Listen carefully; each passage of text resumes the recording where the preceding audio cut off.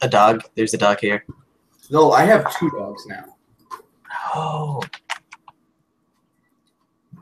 Give me, I'm about to adjust my mic base. That sound terrible? What? No, it does not. Oh, good. Sounds fun.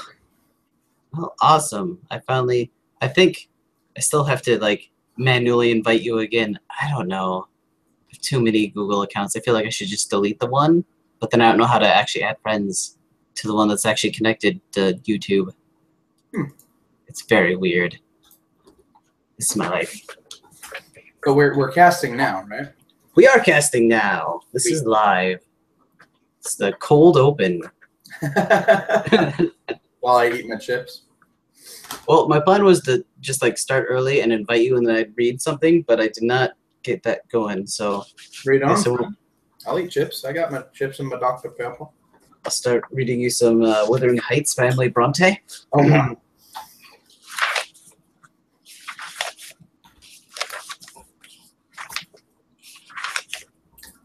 1801. I have just returned from a visit to my landlord, the solitary neighbor at Enford. Okay, so breakfast at Tiffany's. What you think of your first half of the movie? Okay, first off, let's preface this a little. Why Sundays at Tiffany's? That does not seem to be in your wheelhouse.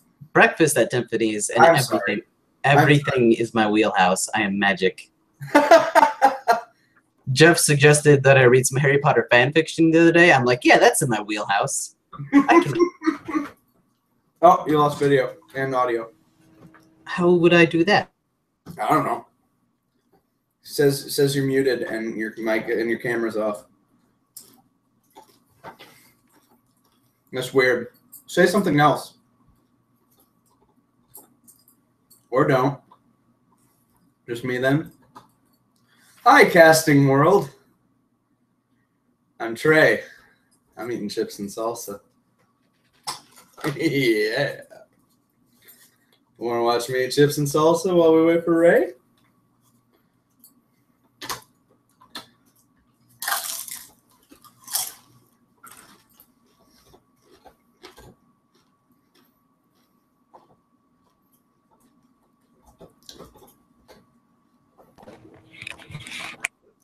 I can hear you.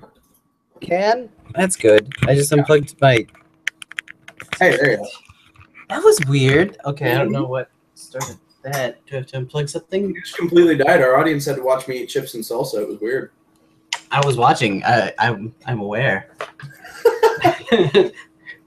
So no, I was thinking about breakfast at Tiffany's the other day because damn it, I'm just centered. Paper Towns came out, and I was thinking about the Manic Pixie Dream Girl. And whenever I think about the Manic Pixie Dream Girl, I think of Breakfast at Tiffany's. Though it was like before that cliche kind of started, but not like... Because it kind of started the cliche? Which cliche? What? Because it kind of started the cliche? It kind of did. I don't know. It can kind of be... It can be traced back to even like Fahrenheit 451. There's a bit of Manic Pixie Dream Girl in there with Claire. What's her name, Claire? I think it was Claire. The teenage girl that meets the protagonist that is really special and talks about life, and then almost immediately dies. So then the protagonist can go learn about books. Sounds like fun. Yeah, that is the trope of the Manic Pixie Dream Girl. So there's lots of movies that are kind of based off that. What trope is this? The what Dream Girl? Manic Pixie Dream Girl. Manic Pixie Dream Girl. Manic Pixie Dream Girl. So like where she is all over the place and hosting parties in her tiny apartment and has her cat that she doesn't name because why should I? And she's all special and eccentric. Yeah. So this is actually this is only my second Audrey Hepburn movie. I saw My Fair Lady years ago. I don't know if I've even seen that. It's not bad. It's a musical. Oh, does she sing? Could she sing? Oh, yeah. I didn't know that. Well, like when she's sitting in the window playing guitar and singing Moon River, I'm pretty sure they added that into the movie just because she could sing. I mean, this is the time of like right after vaudeville where you can't just act, you have to sing and dance. Man, I tried to Google vaudeville the other day because I wanted a good solid definition of it. Yeah. And I only got like porn, and I think I just spelled it wrong a lot. It was annoying. Where are you searching for vaudeville? It was on Google because I was thinking about corny jokes. I was thinking about like what kind of jokes that people have to put in. Is like it's not all vaudeville anymore, and I dropped that reference, and I'm like, you know what exactly was a vaudeville act? And I tried to Google it, and I came up with like nothing. It was a vaudeville act was, it was like a big Broadway musical. It's what you did, like what do you call it? Carol Burnett. It couldn't be a funny sketch show. They had to have a musical number. They had to have singing and dancing and a big choreographed climax at the end, and it was great. Right. So I tried to look it up, but no, my Google search failed. And came up with porn. And came up. I wish it was porn. It's probably just lamer. Probably got some guy like Brian Bonville or something, and I'm like, trying to find old television, old shows. No, nothing. No. Okay, yeah. So it is a really old movie, and 64, I think. 64, and it takes place in like 61, and it does like many of my favorite movies. It knocks off my pet peeves for having a writer in it, which is a giant. I hate so much, but it's in so many things that I love. It was written by Truman Capote, though, so I think there might be something to that. Doesn't he usually add writers? I don't know. It's annoying. It's annoying when writers talk about writer because everything's written by a writer. So why would you just put a writer in a thing? Most people aren't writers. And no, some things pull it off really well. Like 30 Rock does it really well, where you have the bumbling nerdy writer who's the butt of her own jokes. But that's a show about people who are. That's a show about putting on a show. The whole premise is a writer. You don't just have a writer who's smoking and his last publication was 5 years ago. Yeah, like all of Stephen King's work. Everything just rolls. Right about me, but being attacked by the darkness. Ooh. Right, everything just rolls into me being annoyed by Stephen King. That's an interesting thing to roll into, I must say. It feeds itself.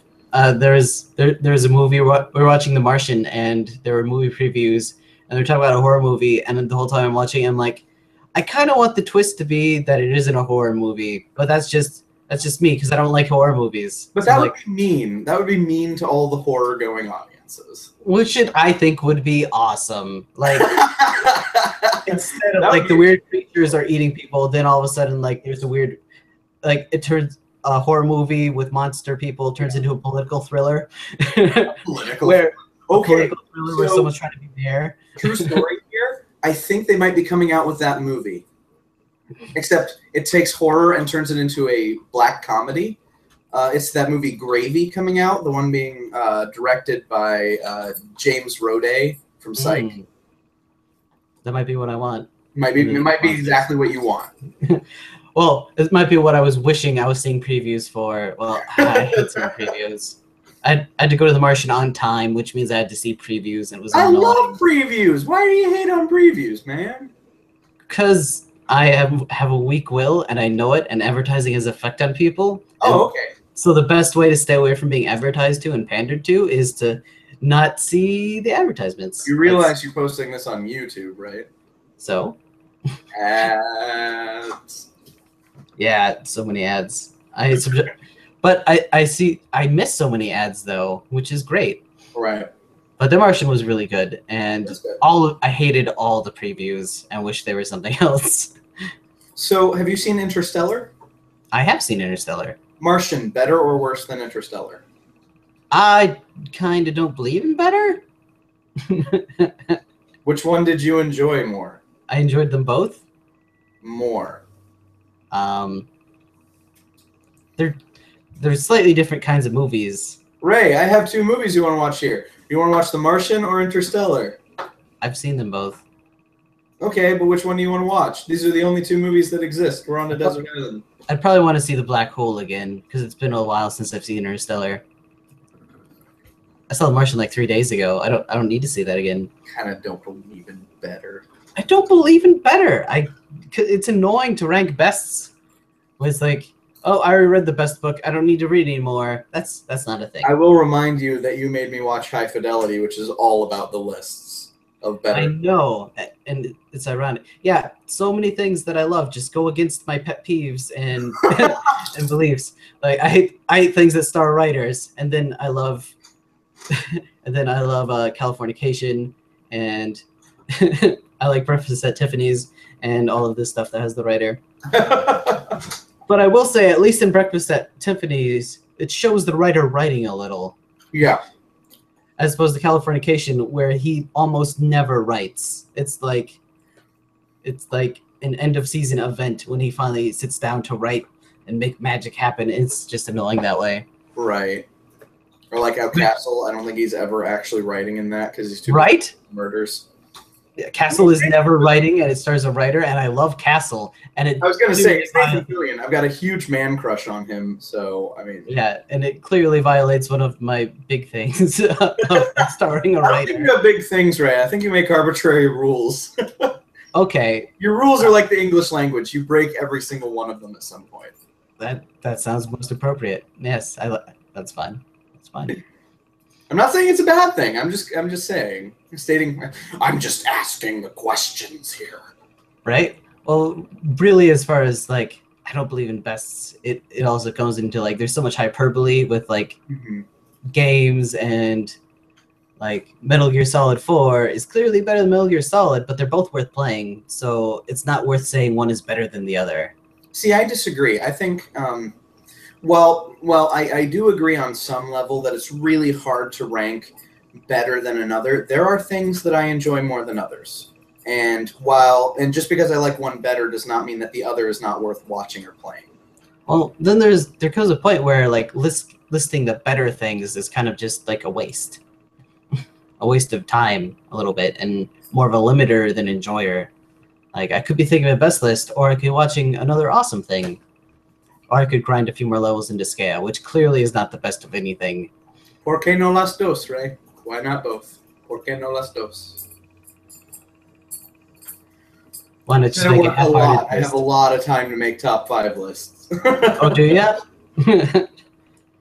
You should be texting me more than just text me with top 5 lists. I should be. We had an executive on the floor today, so I couldn't even listen to my podcasts or anything. Oh man, I've got a fairly mindless job. Most people listen to Pandora. I listen to podcasts galore. It's amazing. Yeah. Definitely. I forgot I was gonna say you distracted me with dogs. Dogs and podcasts and overlords and watching things. And best. Oh yeah, that's one thing that I liked about how High Fidelity did their top 5 whatever lists is that they had so many top lists, and they were all for like music, and they were all for like a different kind of thing. So right, like it wasn't just like top 5 rock songs ever. It's just top 5 and then arbitrary category. Right. So to me, it just seemed like an excuse to find more different various songs, which I'm fine with. So I'm just saying Matt Damon movies where he's stranded in space. Matt Damon where he's stranded in space. Top 2, Interstellar and The Martian. Which do you prefer? I think you just named both of them. Are there more? There's no category. Breakfast at Tiffany's. Yeah, okay. Saving Private Ryan, because Earth is in space, so it's arbitrary to say every movie is a space movie. He wasn't stranded alone in that. He was with Nazis, which makes it worse. Just saying, Nazis on Mars versus Matt Damon, much better movie. Oh man. Nazis surviving on growing kraut out of their own shit, and then they attack me. Oh man. Have you seen The Martian? Mm-mm. Oh, okay. Well. I've seen Interstellar, but I have not seen The Martian. All right. Dude, I haven't even seen Ant-Man. I'm catching up on old movies right now. Man, I don't know. I feel like now, because I wrote some prep questions, but I don't think they. Please ask them. I don't think. Well, okay. Questions. I wrote 2, and I figure we fill in the rest of time. But we always do. Well, eventually, I don't know if you see this coming already, considering there's an attractive white man and an attractive white woman in a movie. But eventually, be making googly eyes at each other. Yeah, eventually they start pursuing, and like, what's the difference between Paul's pursuing of her romantically and the other suitor's attempt? Is there another suitor in particular, or all the suitors in the movie? All the suitors, because they all get like 2 minutes of screen time. Well, here's the thing I noticed. And this is going to come in a lot into my personal beliefs on this too. At the beginning of the movie, we see a socialite, and she's talking about how she gets $50 every time she goes to the powder room. She has these lavish parties, and they're all very surface level relationships. Even the relationship she tries to start with the 9th richest billionaire under the age of 50, the guy, the fat kid with the blonde bleach orange hair. Drew Carey, yeah. Drew Carey when she tries to get together with Drew Carey, those are all very surface level relationships. Whereas with Paul, she has actually gotten to know him. The first or second night she met him, they had a non-sexual encounter where they just talk about each other's lives. They didn't even have an interest in each other then. They're just getting to know each other. What are your likes? What are your interests? What are your dislikes? Whereas everybody else sees Audrey Hepburn for the I forget. It's not Lula May. What's her character? Holly. Holly. Holly. Hey, Holly. Holly. They see her for what she's putting herself out there as. Then you get Paul, who is digging through those layers. She even has a little nickname for him, Fred, named after her brother. So you have all these surface level relationships, which she doesn't even realize she's getting tired of them. Then when this real relationship comes to her, it's different. It's a real relationship. That's definitely more than what I got the first time I watched the movie. Because this all started from me like second guessing my original thought of the movie because I was just annoyed by it. Okay.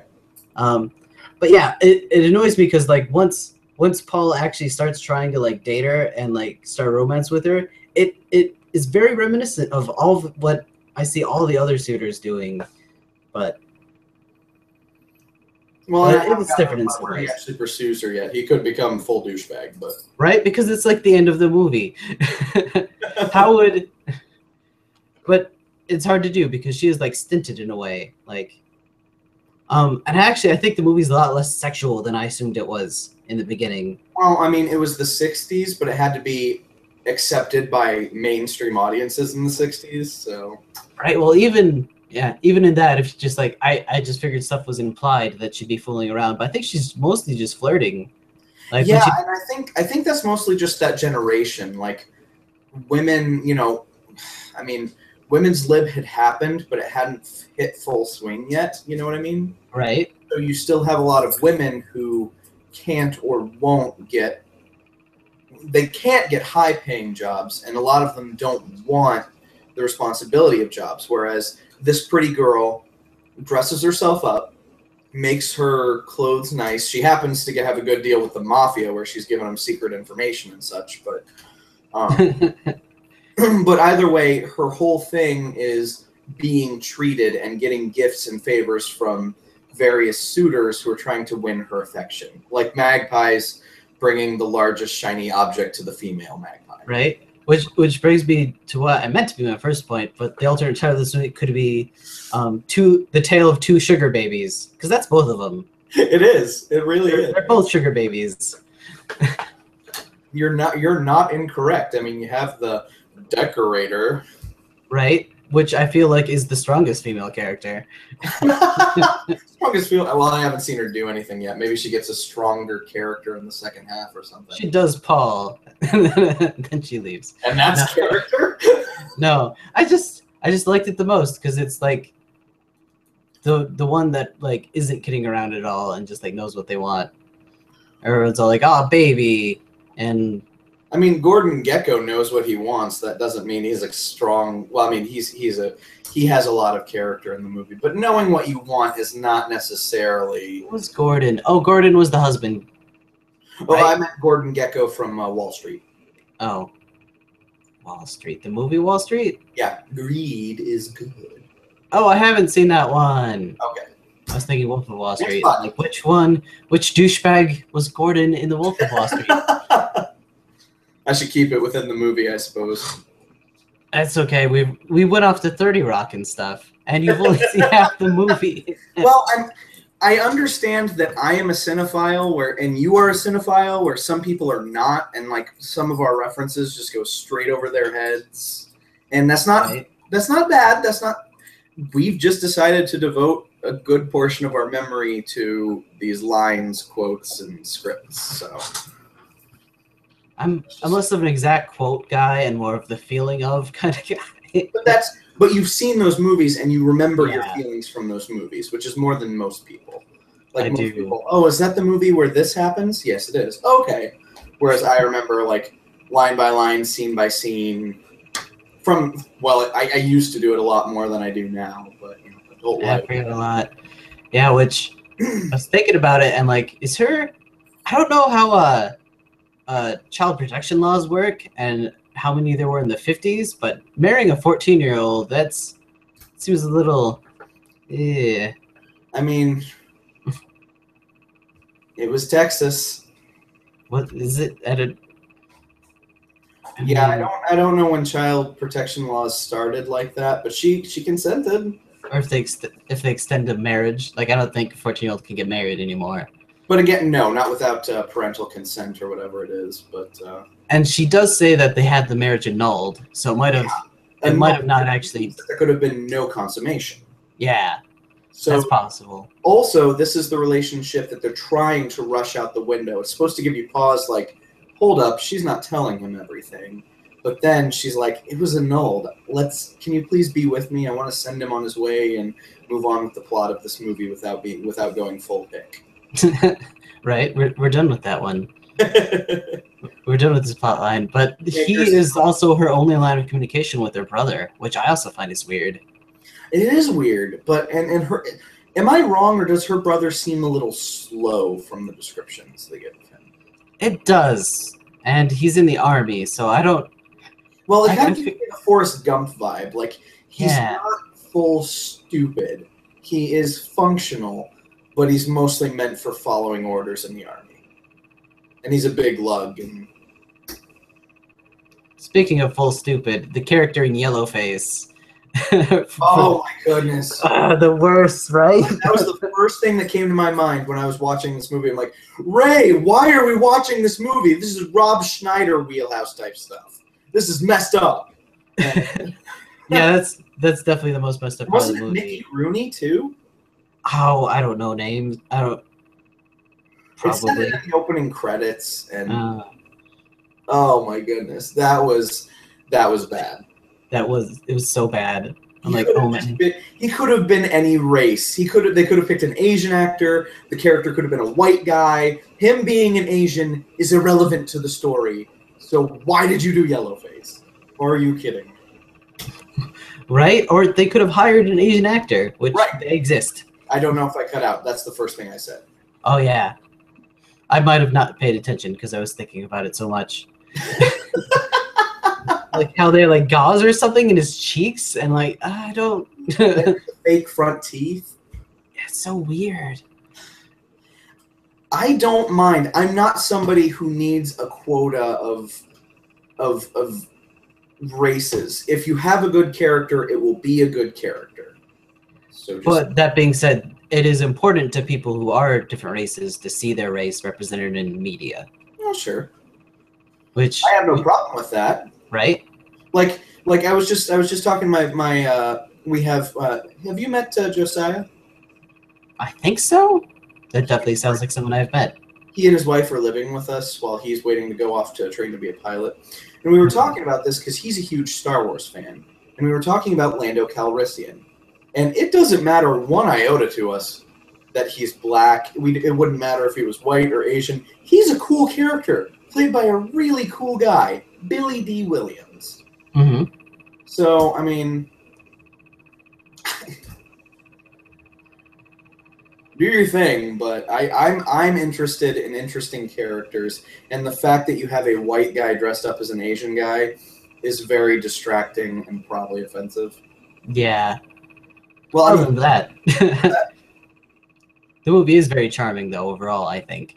yeah, absolutely. It's easily one of Audrey Hepburn's finest, which is interesting because I looked her up. She's an introvert, and she said this was probably one of her most difficult roles because she had to play a quirky, outgoing extrovert. But I don't know. That's what she said. Those are her words.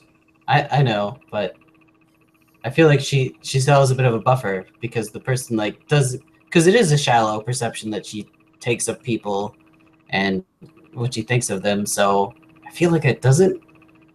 Maybe it kind of works because she wants the people to come in and she clearly thrives off it. But she does leave the party early with Mr. McRitchin Drew Carey pants.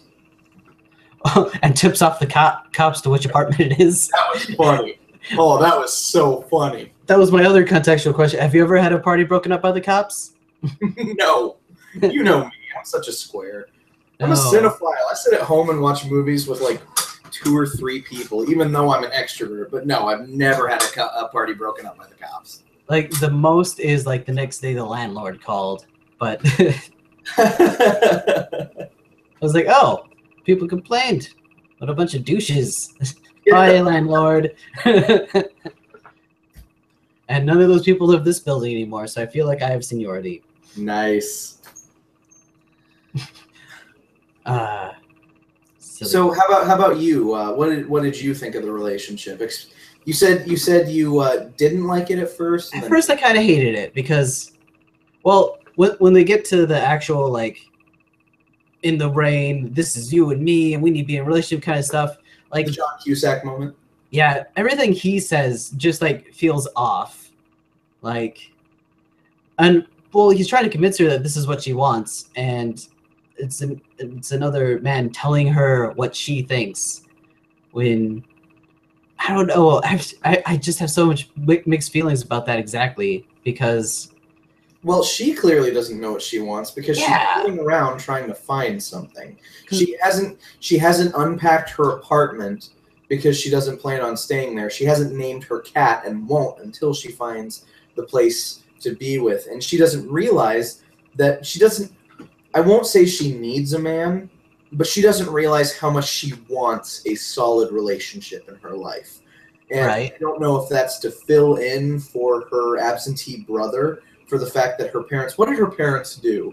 I don't know. I keep forgetting to remember when it comes up having her parents, but they're gone early somehow. So because they were on their own, and she did get married when she was 14, right? Without parents, because her parents were bad, or they beat her, or they didn't understand her brother. Either way, she had the only good relationship she's ever had in her life was her brother, and she only got married, I believe, and obviously this is reading way into the movie and having not read the original book, she got married for convenience. It's right. She doesn't do anything.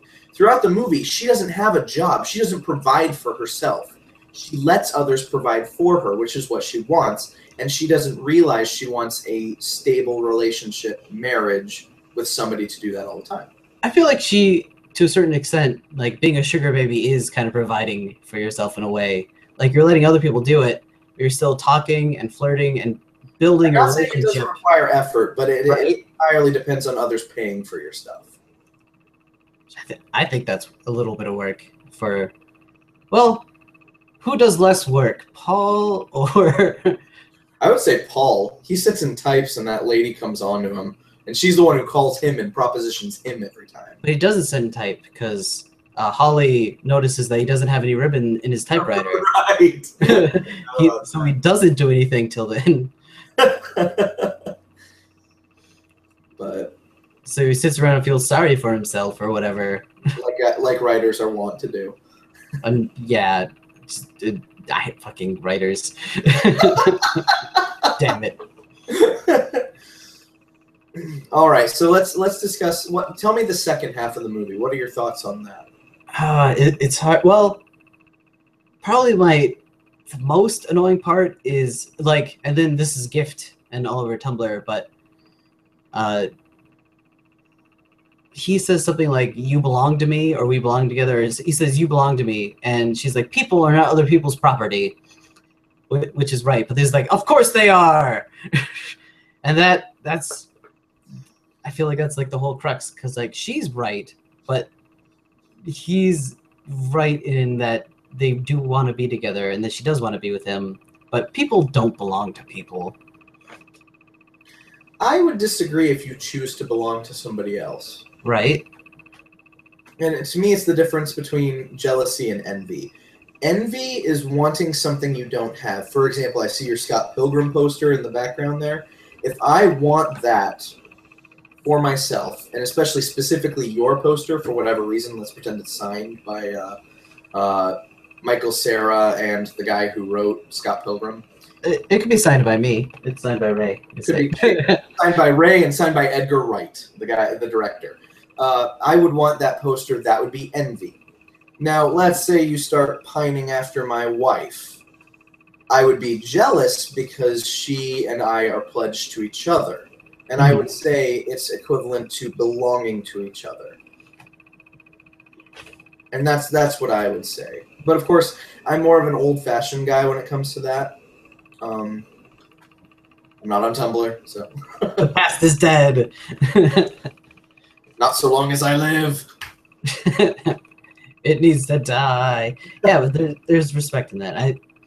In the time rewatching it today, I think what I came up with is the difference is he does know her, and there is a foundation of friendship there.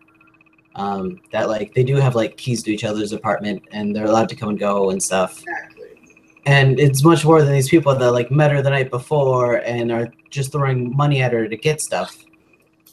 Make it rain.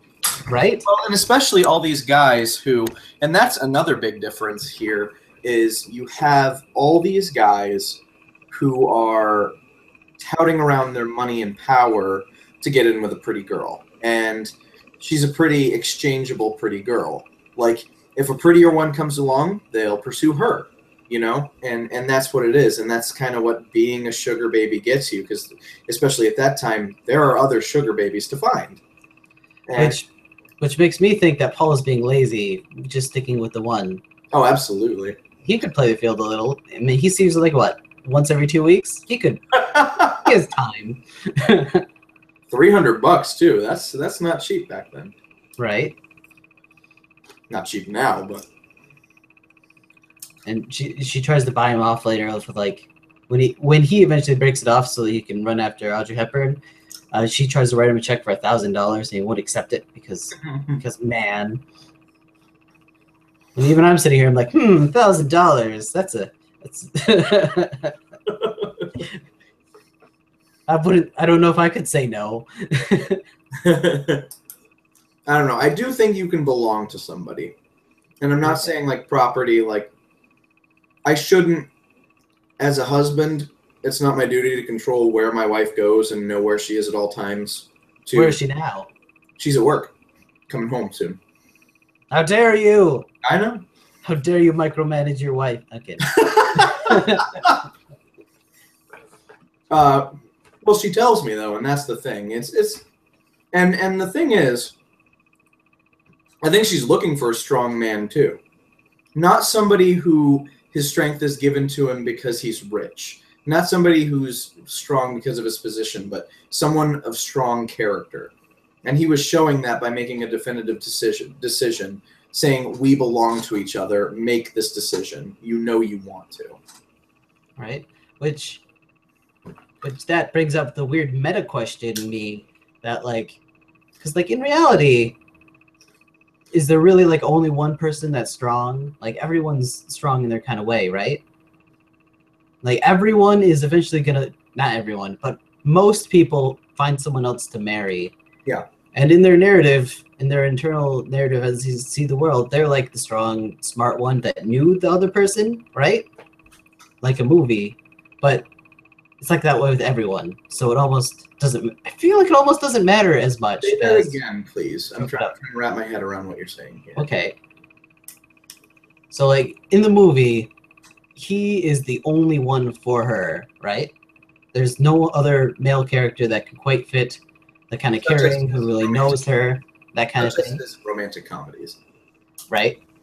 Just like in romantic comedies, and that's how like a lot of people see a romance. Is that how you see your relationship with like Bethany? How like there were other people who would talk to her and stuff, but eventually you won out because you were the best match. Here's where I go off the reservation. I don't view relationships that way. What? You mean you don't believe in best? I do. I brought it back. I brought it back. I didn't say I don't believe in best, but I don't believe that I'm the only person in the world that could make Bethany happy. If I didn't exist, I believe there could and would be others. Now, I believe because Bethany and I have built up that relationship, probably shouldn't mention her name online, but oh well. Because my wife and I are okay, as long as you don't say your last name is Formaldehyde. The Formaldehyde family. The Formaldehyde family. Oh, the live stream is only showing you. So, in this particular scenario, I am the best person in the world for my wife because she and I have known each other for so long. Because we built up that relationship, because we got engaged, went through premarital counseling, got married, have lived married together for 2 years. We've been through all this stuff, which grows that relationship. It's the first 3/4 of the movie where this is us emotionally going to each other's apartments and sitting out on the windowsill playing guitar and singing Moon River. We've gone through that. So in that sense, I am the best person in the world for her. But that said, I don't believe I'm the only person in the world that could ever get to know her and be right for her. If that right. So again, he's not the only person in the world for her, but he's the best person in the world for her, and he's the best she's going to find. Perhaps, yeah. And you can feel free to disagree, but that's me.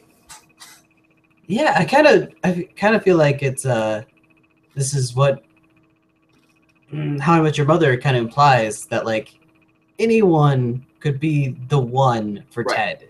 Like anyone they could just made it work. There's whenever Ted tried to build up stuff to have the big relationship movie where this is the one that we belong together, whenever that happened, it always backfired and never worked. Well, I mean, from the get-go, he had that super specific list where she has to play bass. She has to... Why does she have to play bass? I feel like that was a retroactive list because she said your mother did play bass. No, he did. When he was talking to Robin, he Marshall about it. Yeah, that's true. And he was talking to I forget his wife's name, but in the first or second season when he met her roommate when he was the professor. And he was talking about, oh, I've always wanted my future wife to play bass. Oh, I've always wanted my future wife to love this exact band. Oh, I've always wanted my future wife to pronounce it encyclopedia, even though nobody actually does that. Yeah, that's not a thing. What? What? So many things about that show bug me. It's not a bad show, but so many things bug me. Yeah. But anyway, what are your thoughts on it? What are your thoughts on love, relationship, the one? My thoughts are pretty much that there are multiple ones, and well, there is no the one. I almost feel like it almost doesn't matter who you went with, but that is silly. As soon as I say it. I know several people that are completely okay with arranged marriages because they believe that this Hollywood culture has built up, specifically romantic comedies. Not this one. This one actually does it pretty well. But so many romantic comedies are, you are the only one for me. This is a fairy tale. The rest of the story is fine. No fights, no muss, no fuss. Life is gravy after the credits roll. Whereas arranged marriages, force you to build up that relationship, to going back and forth between each other's apartments, to talk, to be yourself, you know? Again, they are talking arranged marriages generally, not in a specific culture or religion or anything, just like if Americans today would have arranged marriages, where two fathers would get together and be like, hey, our kids should marry, and then the kids have to get to know each other, and you don't have those preconceptions that some people argue lead to divorce. Delicious, delicious divorce. Indeed. Which divorced the guy you married when you're 14 and moved to New York.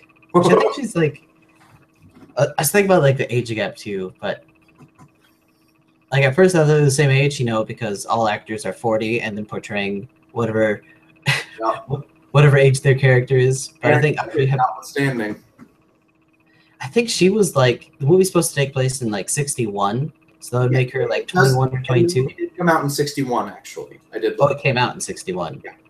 Okay. So I still think that she's either 21 or younger than 22 or younger. I believe it. And I don't know how old Paul is supposed to be because he has a book that was published 5 years ago. And I doubt if that was published when he was a teenager. Yeah, I would assume he would have had to have at least been 21. Maybe gone through college. Mm-hmm. Tiny, the 50s men's only colleges. And women's only colleges. Oh, that's true. That's true too. I remember Big Fish now. That's how it was. Daddy Longlegs and I think Anne of Green Gables had mixed campuses. Oh, I haven't actually read Anne of Green Gables. There was a whole YouTube channel. Oh, you gotta do it, man. You gotta watch Gables. I haven't read Anne of Green Gables, but I've seen. Is it free? Is it old enough to be free? It can be, not legally. It might legally be free. Lots of like, Pride and Prejudice is free now. My wife owns the DVDs, so we watched those. The DVD. Is it the YouTube DVDs or just was there another movie? There's probably another movie. There are 3 movies. 3 movies. Well, because it's Anne of Green Gables, Anne of something else, and then a weird World War I offshoot. Anne of the Trenches? Kind of.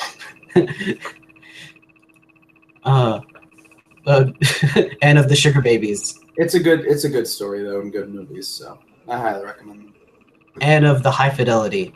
That would be a movie, right? 5 girls of the liberal arts.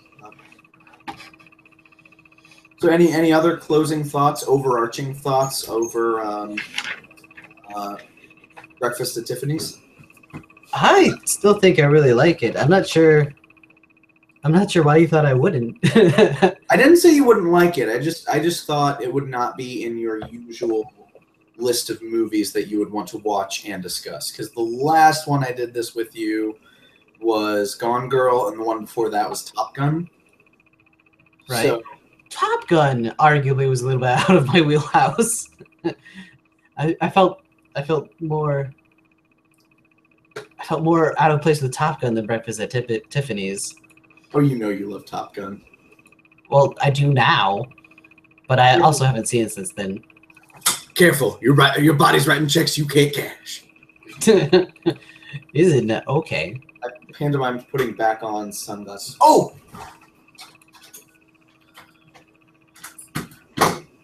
Watch it, Ray. Your mouth's writing checks your body can't cash. Oh, that's what it'd be. Time to write a fan fiction where Maverick lives in New York and his sugar daddy Magic Man is whatever Iceman. Iceman. And then they play volleyball. and are stalked by that song I have forgotten. It would be much funnier if I could remember it. Take My Breath Away. That's it. I had the tune, the doon doon doon doon doon doon doon doon. And my favorite and only sketch I've actually been able to edit together. That was your best sketch. That was awesome. which is sad. I should make more sketches. You I should. have one, but movies we can discuss and make more sketches. okay, I have one sketch I need to put together where I don't want to say what it is, but it's just it takes a lot of editing. And I looked at the file and like there is 40 video files here, and there's this 5-page script that I wrote and performed. Yeah. And I look at everything and I'm like, oh, and look, I didn't put enough lamps up, so everything's a little dark. So I have to slap a filter on it so it almost looks natural. And I'm like, oh, there's so much editing. And I've sat on it for so long. I don't want to see how old they are. I'm sure it's gonna be terrible once I actually get it up. Your Take My Breath Away sketch was hilarious. I really enjoyed it. It was. And your Dorm Ninja scripts were awesome too. Oh, they were. I forgot about that unfinished project that we have. That's in Sam's hands, though. That's Sam's control, right? Well, no, because it was Justin who was going to edit it. Mm. And then you were going to post it. Right? Well, not to my channel, though. It was going to be on a separate Dorm Ninja channel, right? I think so, unless you wanted it on your channel. I don't remember. So whose call is it to post it or not? Because it's just sitting on my hard drive. Yours. Post it, dude. Well, I mean, we should talk to Sam and Josh before we put their images on the internet. Yeah, Sam said he still wanted to put music in it. Oh. Well, then it's definitely in his court. Which reminds me, the second weird ass news I have, I guess it's not news, but are you familiar with Sam's band? I don't know their name, but yes.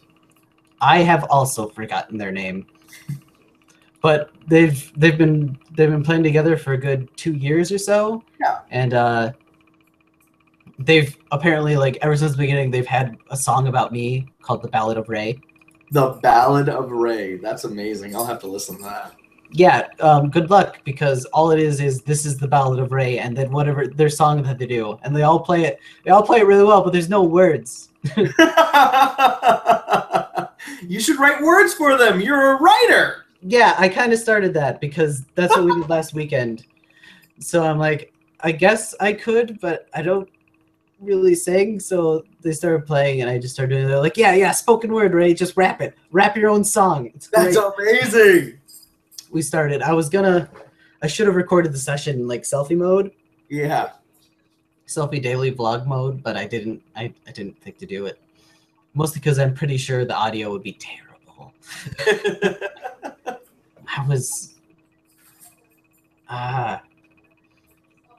It seems it's going to be very self-inflicted because, as with most of my comedy, I'm just going to say the saddest thing I can think of that may or may not be true and how I think of myself, and people will respond to it inappropriately by laughing. It's all of my comedy. That's all of it. It really is. It really is. Okay, so how about here's my plan. Here's Trey's plan for the evening. Closing thoughts on Sundays with Tiffany's. Set up the next movie we're going to watch, and the next time we're going to discuss it. Okay. So my closing thoughts are, this is not the most problematic romance I've ever seen. So I think it is a pretty classic movie, and I think Audrey Hepburn as a character is pretty good to see, especially for the contrast between where Paul comes from to pursue her to where the other men pursue her, even though my first viewing of it, when Paul starts to pursue Audrey Hepburn, it doesn't visually and it doesn't by the writing like seem any different from how anyone else goes after her. Sure. So I agree. I really liked it, and it kind of takes some twists and turns, and that's not normally a thing that makes me love a movie. Like, I was watching the Nostalgia Critic Mad Max review, and he was like, "Oh, Thunderdome's the best because you don't want to know what kind of movie it is." I don't want to know what kind of movie it is. I want to see car chases and explosions and a really cool character doing them. That's not what I want to see from every movie, but from Mad Max. Are you saying Fury Road is the best for you? No, Road Warrior's the best for me. I've only seen Fury Road. Bethany! Hi. How are you? Good. We're streaming on the internet, so. What? Yeah. We're streaming on the internet. All the What is PDA. that? It's a series of tubes and raptors. That sounds like my basement. Yeah, that's it. Your basement is the internet. That's exactly it. Oh, there's of the internet. No, my. Right. Have you seen Breakfast at Tiffany's before, Bethany? Have I seen Breakfast at Tiffany's? Yeah. You've I seen watched it. Breakfast at Tiffany's? Yeah. Not Sundays at Tiffany's? I saw both. I watched it when I was sick, so I Okay. have kind of a bad connotation or a bad memory tied to it. But I don't think I hated the movie. Oh, okay. I Oh, watched it when I had the flu, so. that's what we've been talking about for like the last hour. But Trey's Wow. only seen half of Breakfast at Tiffany's. I got to the scene where, well, you probably don't remember. I got to the scene where they're at the train and her hillbilly husband is trying to take her with him. Yeah, when she was 14 to a hillbilly. Wow. I remember I didn't like the ending, whatever it was. Yeah, I kind of didn't a little bit too. Have you seen Ex Machina? Because I feel like you would watch that. I heard about it. It seems so good, and I think Gary stole it, and so we're gonna watch it. But no, I heard about how good it because it came out at the same time as Avengers, but it was an actual movie about an AI. Yeah. And I do want to see it so bad. Yeah, I can't actually wholeheartedly recommend it because it was kind of crude, but Because it's about I a think sex that doll you- who comes to life. Yeah. Right? Pretty much. Yeah. Yeah. So, closing thoughts on Sundays with Tiffany's. You don't remember liking the ending. I don't remember liking the whole thing, but I was sick. I think if I had the choice, I would watch it again and still not love it. Okay. My closing thoughts are, I'm only halfway through it, so these aren't. I always feel like if we do this again, we should just tack your closing thoughts off for your half a movie. But go on, do it. So, my half a movie, this is the Trey halftime report here. I like how they're building up a relationship and showing that shallow relationships with sugar daddies get you nowhere. And she's looking for a real relationship. Well, I'm your sugar daddy, but that's different. Tiffany's my favorite. Well, I guess you're my sugar mama. Money, please. Yeah, Trey's definitely a sugar baby. Yeah. Well, We're both sugar babies. We lived in a house for like what, almost nothing, and then that was a sugar baby situation. Sam was our sugar daddy. He was. I'm okay with that. I can live. So, next time we meet, I'm gonna finish Breakfast at Tiffany's. All right. Like What movie do you want to watch next? Because I have a suggestion if you don't. What's your suggestion? My suggestion is Better Off Dead. Better Off Dead. So, do you know the book Ready Player One? No. Read it. It's phenomenal. Okay, is this part of the movie suggestion? It is because, well, that's, I mean, I'm not going to make you read a book before the next time we do this. I'm not a fast reader, Trey. Neither am I. That's why I'm not making you. Will we? There's Okay. an audiobook that I can send you if you need it. I do have that audio file. But, so the whole point is, like, in the dystopian future, everybody focuses on 80s pop culture, video games, music, movies, and TV in order to win this big Willy Wonka-style contest that will make poor people rich. So the author references 80s movie upon 80s movie. And so I've been trying to go through all these random, obscure, nerdy 80s movies, and I came across Better Off Dead because I remember my friend recommended it. He said it was really funny. It's hilarious, and I love it, and I want to... Oh, so the book references this movie. Okay. As well as several video games and movies, TV shows. It's on top of being a fan. Better Off Dead. That was my quick search. I'll see it. I John- thought that would be less disruptive than if I... It's a John Cusack movie, so... Okay. I'm Wait, reading that's Breakfast not at My hand's waving. I don't know what his hand's doing. Covering your face. Leave. Bye. Good to see you. Bye. Bye, Bethany. That's Bethany, everyone. Yeah. So, All right. Better Off Dead, and then you want to meet sometime next week or sometime at the end of this week? Sure, I could do that. I have most afternoons off, unless I'd say probably same time Friday. You think we can do that? I think I can do that. I'm not going to commit to that 100%. I'll definitely be exercising again Friday, but I exercised tonight, and that wasn't a Okay. hindrance. So I think that should work out just fine. You say if not, we could just do it Tuesday again. That should work. Yeah. Okay, so Friday should work? Friday should work. And then if you can fit in Better Off Dead in that time. I highly recommend it. I had a blast watching it. It's my favorite John Cusack movie now, which was not admittedly a high bar to pass. Did you want to say anything with me? What's that? I will watch Say Anything with you. No, did you? I have You not. haven't yet? No. Okay. We just watched High Fidelity. We just watched High Fidelity. Say Anything is on my Ready Player One list, except that it's a very small reference and it's a rom-com, so it's low on my list. Next on my list is The Breakfast Club. It was already on my Ready Player One list, but yeah, you should totally read Ready Player One, and we can discuss that because it's easily one of my favorite books. Okay. Yeah, because I don't think there's much I have to say about The Breakfast Club. I've never seen it. This is my first time. I know my brother. The major thought I get is my brother is like the only one that should have a relationship at the end doesn't have one. I'm like, oh, okay, Craig. Okay. Don't you forget about me. Yeah. No, don't you?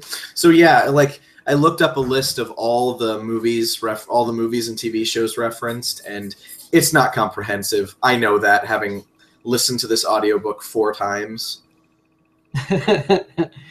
Wow.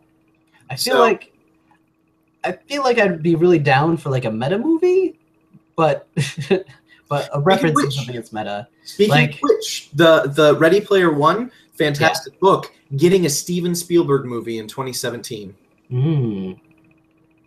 That could be good. Have you ever seen the movie Fanboys? No, I haven't. Okay. It's a good movie. It's about Star Wars fans trying to go to Skywalker Ranch. It's by the same author, and he's a very nerdy guy, but he writes a really good story. Like the book contains tons of 80s references, and the story centers around them, but it's a good story regardless. Yeah, I think I'd pretty much just watch like Community, like the movie. Because Community always references television and stuff.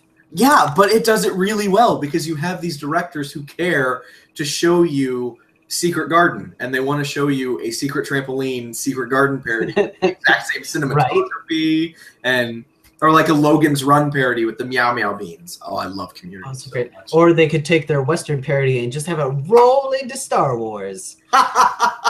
Except I don't think they rolled into Star Wars very well. I still probably not. No, it was definitely,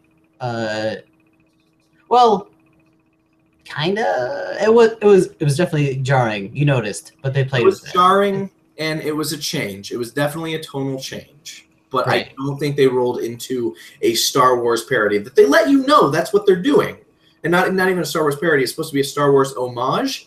I just don't think they pulled it off. It did not feel like Star Wars to me. Whereas, did you watch season 6 of Community? I am halfway through season 6. The most recent episode I watched was... Shoot. I got past Britta's parents. I got past Gay Dean and the Mr. Miyagi episode. Also a great episode. Oh, that maybe rewatching Karate Kid is in order because I haven't watched it. Thinking about it from we own that movie. Do you want to do new and old or just old? Is the new one? Can we do the same thing with the new one, Jaden, or is it just in the old one? What? Does the new one have the same Miyagi? Mm-hmm. We do the same. Except it's Mr. Han, it's Kung Fu, and it's Jaden Smith. Let's just do the old one.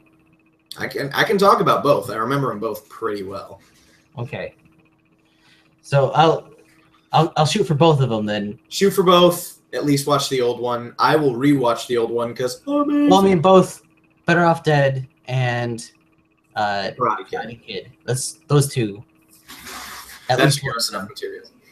Yeah, if one of us are gonna get half of what's suggested done, then I think that's the best way.